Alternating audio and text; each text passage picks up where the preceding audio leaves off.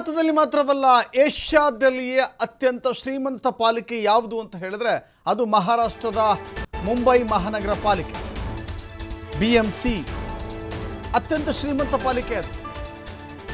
ಅದರ ಚುನಾವಣೆಯ ಫಲಿತಾಂಶ ನೋಡ್ತಾ ಇದ್ವಿ. ನಿನ್ನೆ ಬಂದಿರುವಂಥ ಆರೋಪಗಳನ್ನು ಕೂಡ ನಾವು ನೋಡ್ತಾ ಇದ್ವಿ. ಮತದಾನದ ವೇಳೆ ಶಾಯಿ ಅಕ್ರಮದ ಆರೋಪ ಕೇಳಿಬಂತು.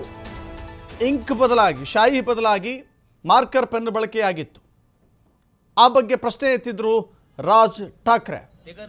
ಅಳಿಸಿ ಹೋಗುವ ಶಾಯಿ ಬಳಕೆ ಮಾಡಿದ್ದಾರೆ ಎನ್ನುವ ನೇರ ಆರೋಪವನ್ನು ಮಾಡಿದರು.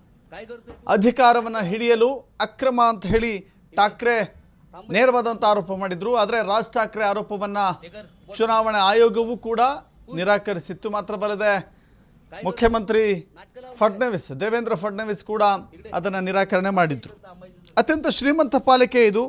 ಯಾರು ಅಧಿಕಾರವನ್ನು ಗಳಿಸಿಕೊಳ್ತಾರೋ ಅವರಿಗೆ ನಿಜಕ್ಕೂ ಕೂಡ ಇಡೀ ದೇಶದಲ್ಲಿಯೇ ಈ ಚುನಾವಣೆಯನ್ನು ಗಮನಿಸುತ್ತೆ.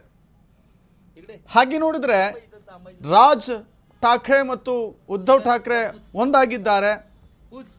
ಸಹೋದರರು ಒಗ್ಗಟ್ಟಿನ ಶಕ್ತಿ ಪ್ರದರ್ಶನ ಮಾಡಿದ್ದಾರೆ ಅಂತ ಹೇಳಿದ್ರೆ ಬಿಜೆಪಿ ಶಿವಸೇನೆಯನ್ನು ಅಥವಾ ಬಿಜೆಪಿ ಶಿಂದೆ ಶಿವಸೇನೆಯನ್ನು ಹಿಂದೆ ಹಾಕಲಿಕ್ಕೆ ಸಾಧ್ಯವಾಗಿಲ್ಲ. ಆದರೆ ಒಂದು ಗಮನಿಸಿ ನೀವಿಲ್ಲಿ, ಏಕನಾಥ್ ಶಿಂದೆ ಶಿವಸೇನೆಗಿಂತ ಠಾಕ್ರೆ ಶಿವಸೇನೆ ಅತಿ ಹೆಚ್ಚು ಸ್ಥಾನವನ್ನು ಗಳಿಸಿದೆ. ಹೌದು, ಶಿಂದೆ ಬಣವನ್ನು ಹಿಂದಿಕ್ಕಿ ಮುನ್ನಡೆ ಕಾಯ್ದುಕೊಂಡಿದೆ ಠಾಕ್ರೆ ಬ್ರದರ್ಸ್ ಶಿವಸೇನೆ. ಅಲ್ಲಿಗೆ ಶಿಂದೆ ಆ ಹಂತದಲ್ಲಾದರೂ ಹಿನ್ನಡೆ ಅನುಭವಿಸಿದ್ದಾರೆ ಅನ್ನೋದು ಒಂದು ರೀತಿ ಠಾಕ್ರೆ ಸಹೋದರರಿಗೆ ಒಂದು ಸಮಾಧಾನ ಅಷ್ಟೇ.